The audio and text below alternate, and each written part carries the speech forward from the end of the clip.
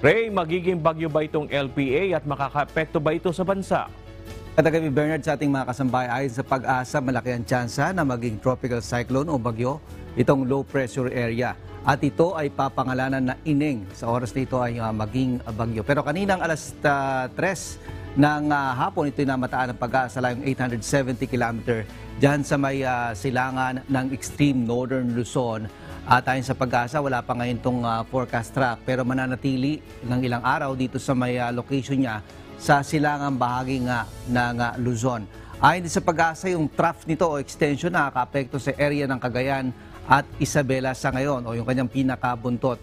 Samantala, yung habagat o southwest monsoon nakaka-apekto na sa malaking bahagi pa rin ng Luzon. Ayon sa Pag-asa, makakaranas ng mga pag-ulan sa Pangasinan, Zambales, Bataan, Occidental Mindoro, Metro Manila, nalabing bahagi ng Ilocos Region, Apayao, Abra, Benguet, Tarlac, Pampanga, Bulacan, Rizal, Cavite at Batangas.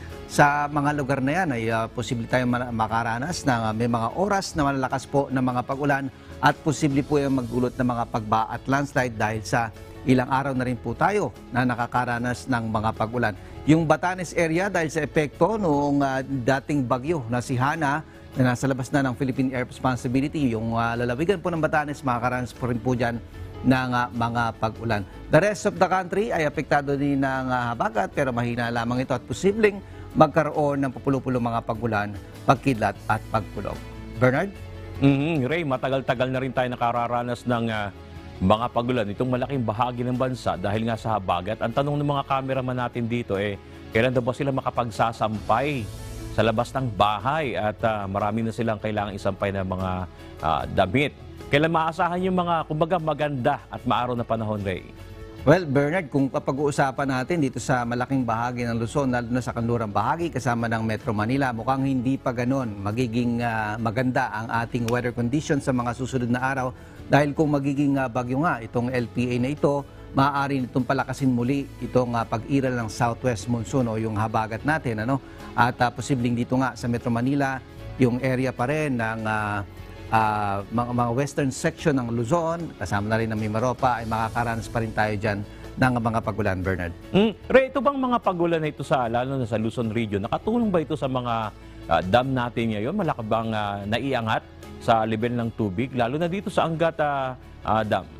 Speaking of dyan sa may level ng Angat Dam, nagkaroon na itong the past 2 days ay nagkaroon tayo ng dagdag na mga around 2 meters, Bernard, more than 2 meters. Kaya ngayon ay more than 200 meters na yung level ng tubig ng Angat Dam. Titingnan natin sa mga susunod na araw kung kapag bumaba na yung tubig sa watershed. Pero yung watershed ng Ipo at Lamesa Dam ay continuously nadadagdagan yung level niyan at isang malaking factor yan, Bernard, kung bakit hindi na nagpapatupad ngayon ng water service interruption yung ating mga konsesyonaryo. At titingnan natin kung kailangan kasi maabot ng Angat Dam around 212 to 215 meters bago tayo makapag-imbak ng sapat na tubig hanggang sa susunod na taon, Bernard. Maraming salamat, Ray Pelayo, live mula sa UNTV Weather Center.